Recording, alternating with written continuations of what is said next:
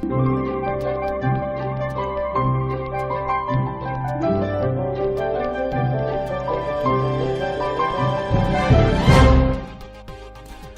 안녕하세요. 보험 이슈남입니다. 자, 오늘의 보험 이슈 무엇이 있을까요? 신문을 훑어봤습니다. 자, 여러분들께서는요, 오늘 3월 28일, 오늘 이후로 활용하시면 되겠는데요. 고객 터치용으로, 리즈 환기용으로 활용해 주시면 되겠습니다. 자, 시작합니다. 첫 번째, 금융감독원에서 흥국생명을 제재했답니다. 무슨 얘기일까요? 금감원이 새 국제회계 기준, 즉 IFRS 17 대비해서 지급 여력, 여러분들 다 알고 계시죠? RBC 비율을 안정적으로 이제 유지하는 회사들을 한번 확인해 봤다고 합니다. 근데 문제는 뭐냐면 RBC 비율이 흥국생명이 안정적이지 않다는 거죠. 그래서 제재를 했다는 겁니다.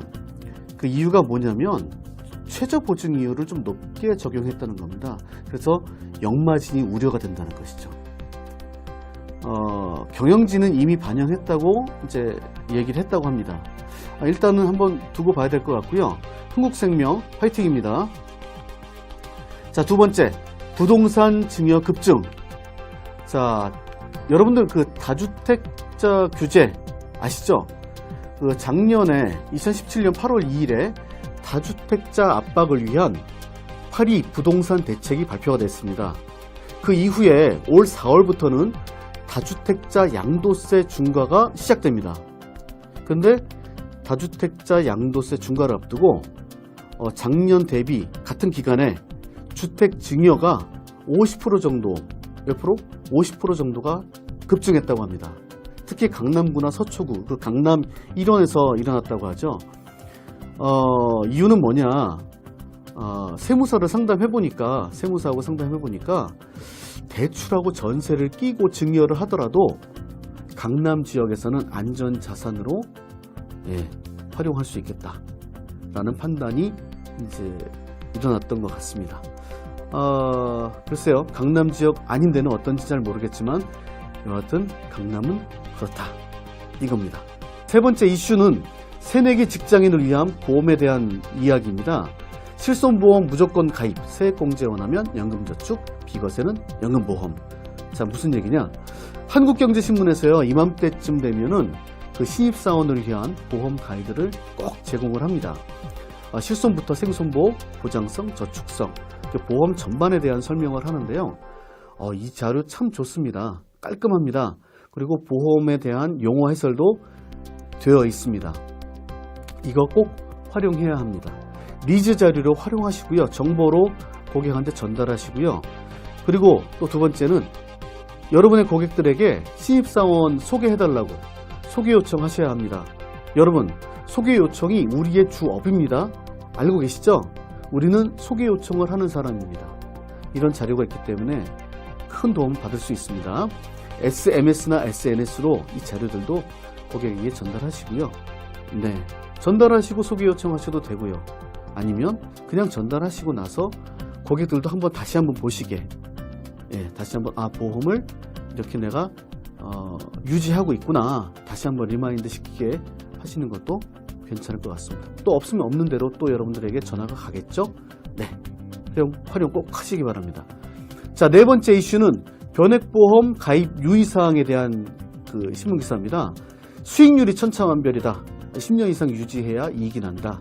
이런 제목인데요. 저금리 환경과 새 국제회계 기준에 따라서, 그죠? 저금리 환경과 새 국제회계 기준에 따라서 변액보험이 이제 필요한 때입니다. 10년 이상 유지해야 되죠. 그죠? 또 한 가지 좋은 거는요, 최저보장보험금이 예금자 보호 가능합니다. 작년에 만들어진 내용입니다. 그래서 여러분은 변액 상품에 대해서 계속 강조하셔야 합니다. 예전에 변액보험에 대한 상처 있으셨던 분 계시죠? 깨끗하게 잊으세요. 자, 앞으로 변액보험이 더 중요해집니다. 여러분의 그 주 무기가 될 것입니다. 지금부터 계속 고객님께 말씀하셔야 됩니다. 자, 누적 수익률 순위 보니까요, 프루덴셜 압도적 1위네요. 2위 매트라이프요, 3위 도보생명, 4위 하나생명. 네, 어깨 평균 나와 있습니다. 여러분 꼭 변액보험에 대한 판매는 놓지 마시기 바랍니다. 아시겠죠? 자, 다음은요. 생보사 IFRS 17에 대한 이슈입니다. 계속 나오죠?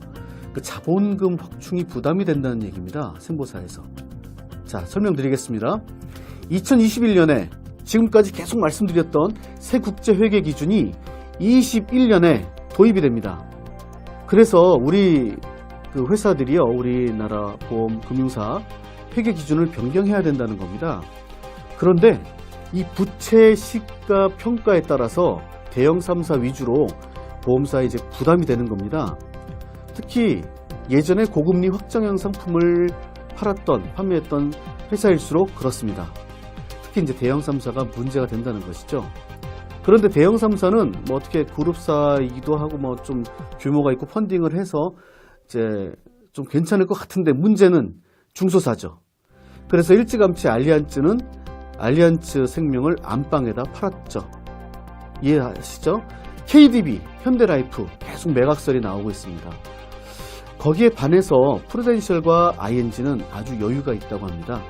네, 새 국제 회계 기준을 잘 맞추고 있다는 얘기죠. 자, 유념해 두시고요. 네, 꼭 기억하시기 바랍니다. 마지막 이슈는요. 이 코골이, 건강에 대한 문제인데요. 저도 피해 나갈 수 없는 부분입니다. 수면 다원 검사에 대한 부분입니다. 이 코골이가 심하면 수면 다원 검사를 받아서 이제 여러 가지 처방을 하는데요. 문제는 이 수면 다원 검사 비용이 비싸다는 겁니다. 그런데 수면 무호흡 환자가요, 우리나라 남성 27%는 수면 무호흡이랍니다. 여성은 16%, 합치면 43%. 와, 엄청나죠? 거의 우리나라 국민의 반이 수면 무호흡 또는 코골이. 네. 그래서인지 몰라도 추후에 수면 무호흡증 환자는요, 보험 적용을 한답니다. 네, 검사비 20%만 환자가 부담하면 된다고 하네요. 좋죠? 네, 저도 당장 해봐야 되겠습니다. 여러분들께서도요, 뭐 우리나라 국민의 반 이상이니까 한번 활동하시면서 고객에게 권해보시고요. 이 정보 제공하시고요. 또 한 가지 숟가락 얹읍시다. 뭐냐? 보장 분석을 권해주시죠. 네, 건강에 안 좋은 건강 체크는 수면 검사로 하시고요. 또 여러분의 고객의 미래 행복은요, 보장 분석으로 체크하셔야죠. 그죠? 네, 보장 분석 꼭 권하시기 바랍니다. 자, 이상으로 오늘의 이슈 마치겠습니다. AI가 범접하지 못할 감성 터치, 또 우리 GA가 잘하는 그 폭넓은 상품 판매, 또 체계화된 고객 맞춤, 체결과 관리, 바로 여러분의 성공 비결입니다. 한 가지 더. 오늘의 보험 영업 이슈도 여러분의 성공 비결이 되길 소망합니다. 네, 오늘 이렇게 마치겠습니다. 감사합니다.